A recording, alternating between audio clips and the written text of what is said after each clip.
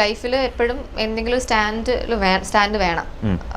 പക്ഷേ as of now എനിക്ക് പൊളിറ്റിക്സിനെ കുറിച്ച് I am not much aware.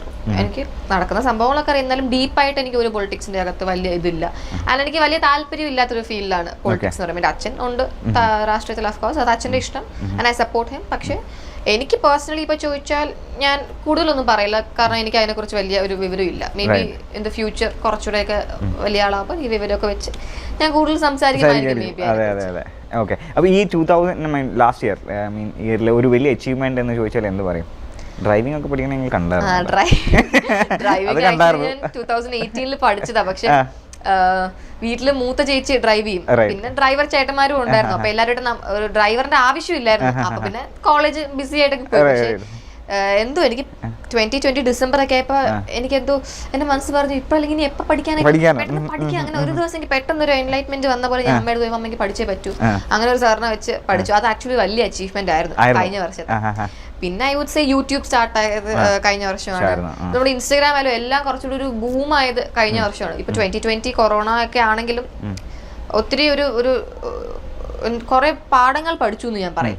വേറെ അതല്ലാതെ കുറെ കാരണങ്ങളുണ്ട്. പിന്നെ ലൈഫ് എനിക്ക് ആക്ച്വലി ഇറ്റ് വാസ് ഒരു ഐ ഓപ്പണർ എന്ന് ഐഡ് സേ. ഒത്തിരി ഞാൻ കേക്ക് ഉണ്ടാക്കാൻ പഠിച്ചു, അങ്ങനെ കുറെ കുഞ്ഞു കുഞ്ഞു കാര്യങ്ങൾ. അതെ, ബേക്കറായി, യൂട്യൂബറായി, ആക്ട്രസായി, ഇനി അതെ ഡ്രൈവിംഗ് പഠിച്ചു. എന്തൊക്കെയോ കഴിഞ്ഞ വർഷം ഒത്തിരി സംഭവിച്ചു. ഒരു ഹാപ്പനിങ് ആയിട്ടുള്ള ഇയർ ആയിരുന്നു അല്ലേ? ഓക്കെ. അപ്പൊ അതുപോലെ തന്നെ ഇപ്പൊ യൂട്യൂബ് വീഡിയോസ് കാര്യങ്ങളൊക്കെ ചെയ്തെന്ന് പറഞ്ഞു. അപ്പൊ അതിൽ മീൻസ് ചില വീഡിയോസിന് നല്ല അപ്രീസിയേഷൻസ് ഉണ്ട്, ചിലതിന് വല്ലാണ്ട് ട്രോൾസ് കാര്യങ്ങളൊക്കെ ഉണ്ട്. അപ്പോൾ ഇത് how do you deal with ഈ ട്രോൾസിനൊക്കെ എങ്ങനെ ഡീൽ ചെയ്യും? That's okay. കാരണം ഇപ്പോൾ നമ്മൾ ഏതൊരു ഫീൽഡിൽ പോയാലും what ever profession V choose 100% നമുക്ക് പോസിറ്റീവ് കാര്യങ്ങൾ മാത്രം ആയിരിക്കില്ല കിട്ടുന്നത്, നെഗറ്റീവ് കിട്ടും. ആൻഡ് ഐ ബിലീവ് ഇത് രണ്ടും ബാലൻസ് ആയി പോയാലേ അതാണ് അതിന്റെ രീതി. പോസിറ്റീവ് മാത്രമായാലും ശരിയായാലും നെഗറ്റീവ് മാത്രമായാലും ശരിയായാലും. സോ നെഗറ്റീവ്സ് വരുമ്പോൾ ആദ്യമൊക്കെ ഭയങ്കര ഫീൽ ആവുന്നു. പിന്നെ ഐ അണ്ടർസ്റ്റുഡ് ദാറ്റ് ഇത് അതിന്റെ ഒരു ഭാഗമാണ്. You will have to live with that. And കുറച്ച് കഴിയുമ്പോൾ ഞാൻ നെഗറ്റീവ്സിന് ആക്ച്വലി നല്ലൊരു കാര്യമായിട്ട് കാണുന്നത്. കാരണം നമ്മൾ ഫ്രീ ആയിട്ട് ക്രിട്ടിസൈസ് ചെയ്യുന്ന ആൾക്കാരെ. അപ്പം നമുക്ക് ആക്ച്വലി എൻ്റെ കുറേ കാര്യങ്ങളൊക്കെ ഞാൻ നെഗറ്റീവ് കമന്റ്സ് ഒത്തിരി വായിക്കുമ്പോഴാണ് ഐ റിയലൈസ് മേ ബി അവർ പറഞ്ഞ കാര്യം കാണുമ്പോൾ എനിക്ക് തിരുത്താമല്ലോ. സോ നെഗറ്റീവിനെ ഒരു പോസിറ്റീവായിട്ട് എടുക്കാൻ ഒരു വഴിയുണ്ട്. സോ ഇപ്പൊ I don't feel anything seeing negative comments. I am like okay good, അവരങ്ങനെ പറയട്ടെ, അത് അവരുടെ ഇഷ്ടമാണ്. They have the freedom to do that. So I don't. Okay.